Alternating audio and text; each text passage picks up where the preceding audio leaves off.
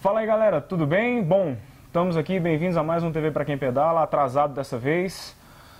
Fizemos umas mudanças aqui, mudamos de lugar, mudamos de cenário, botamos umas tralhas aqui atrás para dar aquele ar.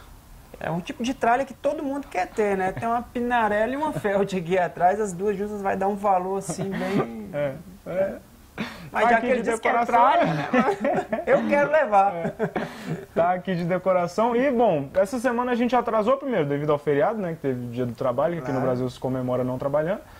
E aí a gente atrasou um pouco e também a gente resolveu fazer esse especial Giro de Itália, né? Que bom, a gente vai lançar esse jornal aqui na sexta e então no sábado é o primeiro dia do Giro de Itália. Vai começar, são 3 semanas de prova, bom, todos vocês conhecem, né? No total são 21 etapas, isso, são 2 dias de descanso, né, Wander? 2 dias, esse então, ano 2 dias. 2 dias, então vai ser um total de 23 dias de competição. Com 3 time trials. 3 time trials, 1 por equipes, não é isso? Exatamente. O giro não é muito tradicional, né? Ele time por equipe. Varia um pouco isso, mas esse ano ele colocou...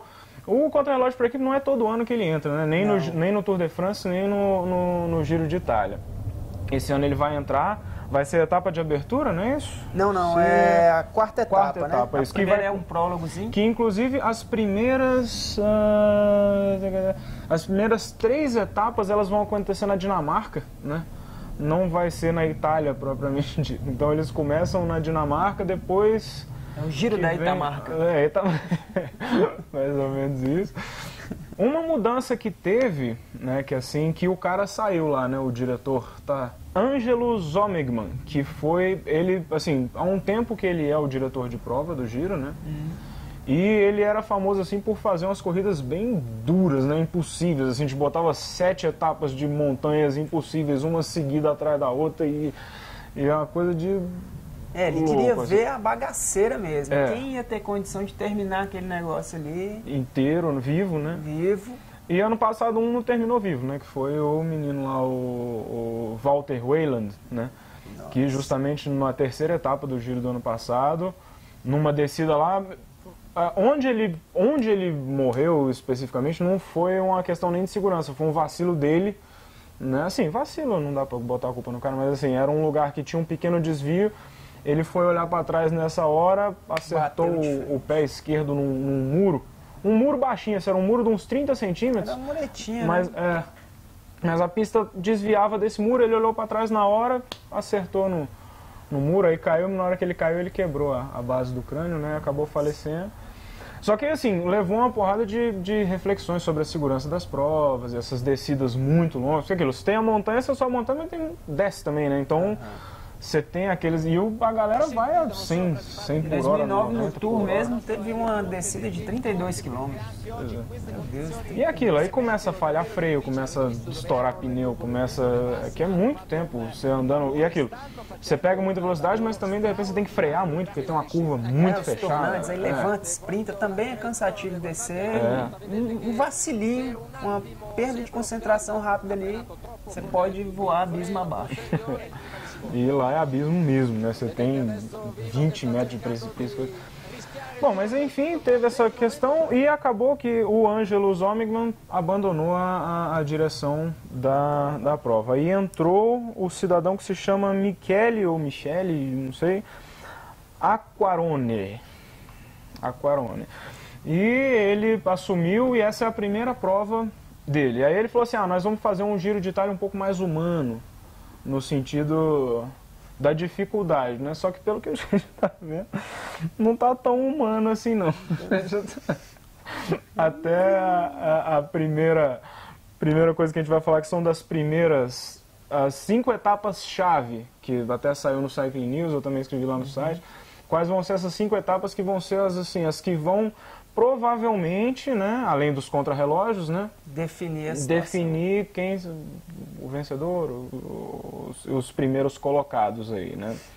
Aí, bom, a primeira etapa delas, assim, que o pessoal está considerando como vai ser a etapa-chave, vai ser a 8ª etapa, né, que é uma etapa de 229 quilômetros entre a cidade de Sulmona e Lago Laceno, né, e assim, ela não tem nada demais, assim, não é aquela altimetria absurda, que tem 500 montanhas, mas ela é a primeira etapa com um pouco mais de dificuldade, assim, que tem um pouco mais, na primeira subida, você tem uma subida de categoria 4 e uma subida de categoria 2 no final. Certo. Então, chega em subida. Ela chega em subida. Então, assim, eles estão indicando como você vai ser a primeira etapa, a primeira...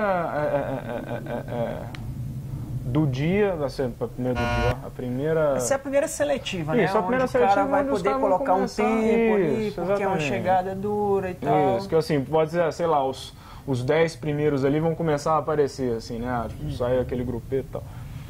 Aí a próxima etapa é a etapa 14, né, que acontece no sábado, dia 19 de maio. Aí as coisas já começam a ficar mais... aqui a situação fica mais crítica, já dá aqui para os escaladores, né, botarem as garras de fora. Aqui o negócio começa, que aí você já tem...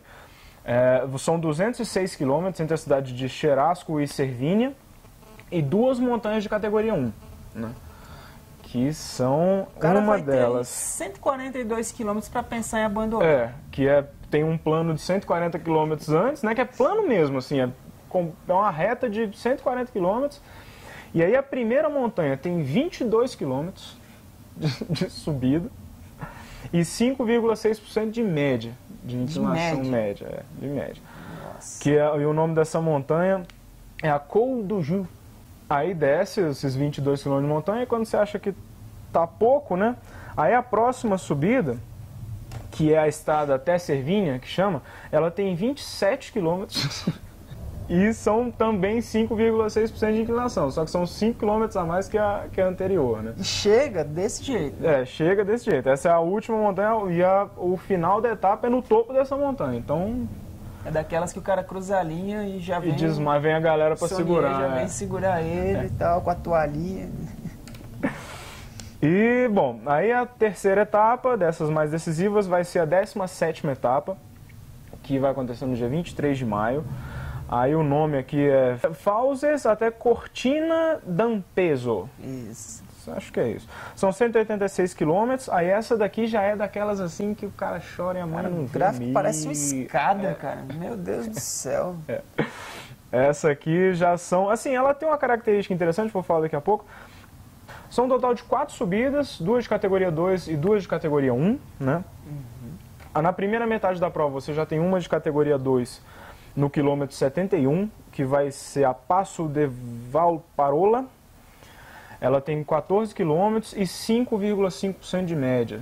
Então, assim, ela é categoria 2 justamente por isso, porque ela não chega a ser tão bruta que nem aquela última aqui. O que tem de difícil nela vai ser a descida, né? Que é uma descida longa. É uma descida bem longa, você vê que ela termina no quilômetro 71 e a descida dela termina no quilômetro 112. Exatamente. Então são quase 40 quilômetros descendo, mais de 40 quilômetros descendo. Então é bem cansativo, assim, né? Porque é muita tensão. Tudo. E aí depois você tem no quilômetro 127, você chega no final do Passo Duran, que aí é uma subida de categoria 1. Apesar dela ser... né? E ela é curta, né? Mas... a dificuldade dela é parede. Aí você vê, são 12 quilômetros com 8% de média. Nossa. De média. Então média, pode ter trechos aí de 15%, 16%. Tem trechos de 15%, 16%, exatamente. Isso é a média desses 12 quilômetros, é isso, né? Você vê que é muito duro mesmo. E aí depois você tem a Forcelas Taulanza, que é mais uma de categoria 2, também com 12 quilômetros, e essa com 7% de inclinação. Então bem dura. E a última, que é a famosa Passo Jal, né? Essa Passo Jal, essa Passo Jal é bem famosa. E são 10 quilômetros, não é tão longa também ela não é engraçada, porque as de categoria 1 dessa etapa são menores, né? E ela tem com trechos que chegam até 14% perto do final. Nossa. Então é aquela que chega lá no finalzinho. Que dá para o cara ganhar um tempo, né? Ele põe um tempo que ele vem já tem 3 escaladas para trás e depois vem uma descida alucinante. Que é alucinante, mas que não é determinante, isso, né? O que vai determinar, porque ela é até rápida. Ele desce rapidamente, chega e tal. Pois é, mas isso é até o ponto que eu ia falar, assim, são 20 km de descida, né? Então, você assim, vamos supor, não vai ser uma etapa que o cara abre tanto tempo quanto uma etapa que termina na subida, que chegou no final da subida, acabou. Mas às vezes você tem uns caras que são muito bons de descida, que às vezes o cara perdeu um pouco de tempo ali na subida, mas na descida... Que nesse caso são os próprios escaladores, né? Eles descem muito bem. O Vitinho Nibali, né? Que é um dos favoritos, não né? Está, né? Ele não, acho que ele não está. Quem está é o Basso.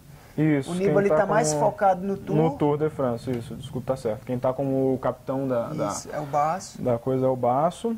E, bom, aí a quarta, penúltima das etapas-chave vai ser a 19ª, que vai acontecer no dia 25 de maio.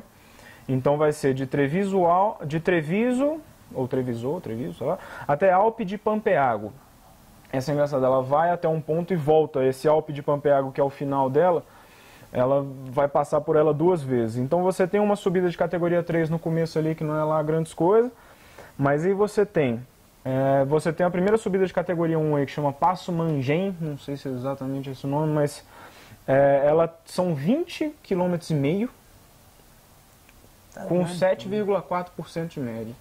Agora 20 km com 7,5% de média é duro, bacana. É duro.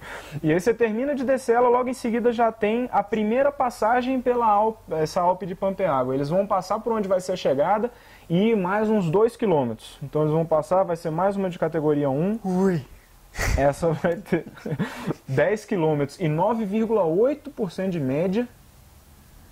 Então é quase 10% de média. Nossa. E depois eles vão passar mais uma vez por ela, aí eles descem, sobem mais uma subidinha de categoria 2, desce mais um pouco e volta. Ou seja, eles descem a montanha e sobem ela mais uma vez. E chega nesse mesmo Alpe de Pampeago. Que é isso? Então vai ser bem duro, ou seja, eles vão passar nessa subida que tem 10% de inclinação média aí 2 vezes. Então, com certeza, vai espedaçar. Essa chega na subida mesmo. Será que ainda vai ter algum sprinter na jogada? Os caras vão... ano passado mesmo o Cavendish largou, né? Quase todos, né? Quase o todos. Thor Hushovd, os caras que são sprints assim, porque isso aqui é uma tortura inacreditável para os caras. Desce, sobe ela, desce, depois retorna, sobe o lado que você desceu. Pô, e assim, os caras começam a ficar fora do tempo de corte também, né? Porque você tem um tempo máximo para chegar assim, uma distância máxima do cara que ganhou para você chegar, para você poder continuar na corrida. E muitas vezes o cara não chega, né? Então...